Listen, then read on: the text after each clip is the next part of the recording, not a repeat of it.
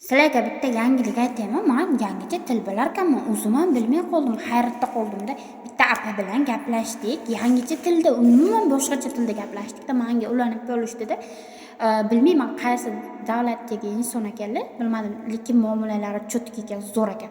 Ular menga aytishdi, gapirishdi. Men o'zim til bilmayman-ku, hech qanaqa til bilmayman, faqat o'zbek tilini bilaman, lekin bizlar yangicha tilda gaplashdik-da, hali opa bilan bir-birimizni shunaqangi tushunib gaplashyapmizki, o'zimiz hayratda qolyapmiz-da. Voy dod dedim.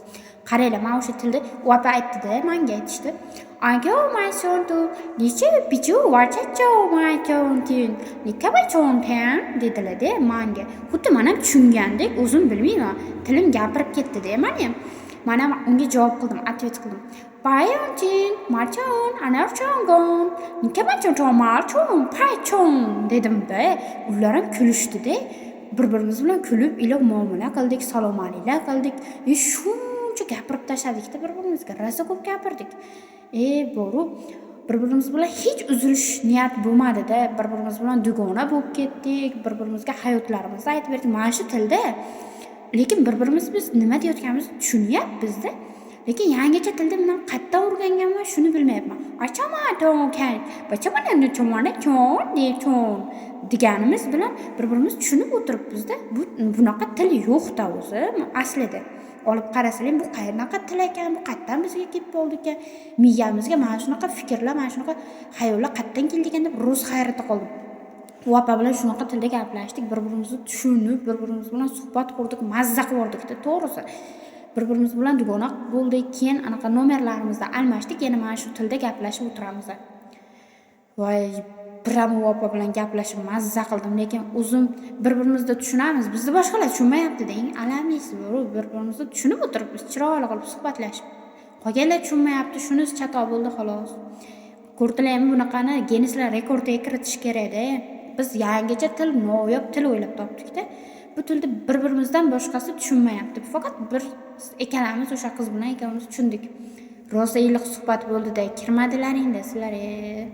Yana o'sha opa bilan o'ynasam kirib turinglar, xo'p? Rosa gaplashamiz, gaplarimiz rosa qolib ketdi, chala qolib ketdi. Meni uydagilar chaqirib qolishib chiqib ketdim. Ular ham keyin bilmayman chiqib ketib qolishdimi. Yana o'ynaymiz dedi, bo'pti deb chiqib ketaverdik. Shunaqa qilib salom alaylar qildik. Rosa zo'r inson ekanlar. Men bitta narsa hayronman, bu tilda men qachon o'rganganman, yo tug'mam ekan bu talantim, yo tug'ma o'rganganmanmi deb rosa hayratda qoldim. Shunaqa insonlar ham bor ekan, qaranglar, tilimiz topishib ketdi. Qoyili. Men hozir bironta yigitga yoki biror kishiga atab video qo'ymayman. Men shunchaki o'zimga yoqqanligi uchun va yoqsa qo'yaman. Lekin ko'pchilik bu qizcha menga atab video qo'yyapti. Meni yaxshi ko'rib bo'pti. Endi meni sevadi deb o'ylashar ekan. Lekin bu noto'g'ri narsa. Men hech kimga atab video qo'ymayman.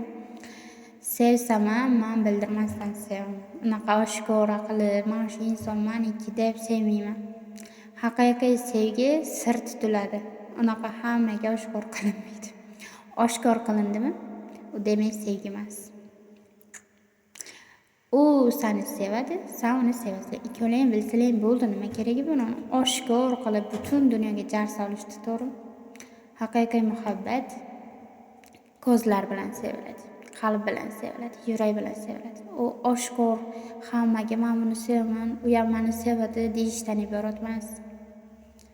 So'zsiz sevadi. Haqiqiy muhabbat shunaqa. Oshkor, rashk qilib, yonib kuyib, hammaga bildirib, nima keragi bor?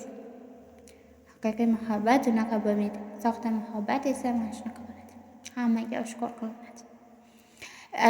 Haqiqiy insoningizni, haqiqiy muhabbatingizni uchratib qolsangiz boru, gapirishga so'z topa olmay qolasiz. Uni hattoki sevishingizni ham ayta olmay qolasiz-da. Umuman men seni sevaman deya olmaysiz unga. U sizga yoqadi, yaxshi ko'rasiz, yurakdan sevasiz. U uchun kerak bo'lsa hamma narsani qilishga qodirsiz-da.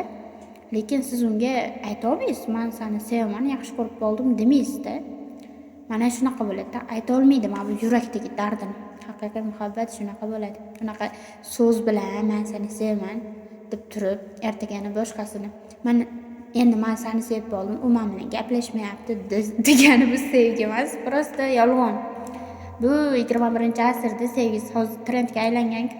Men seni sevaman dedi bochqani o'tirib.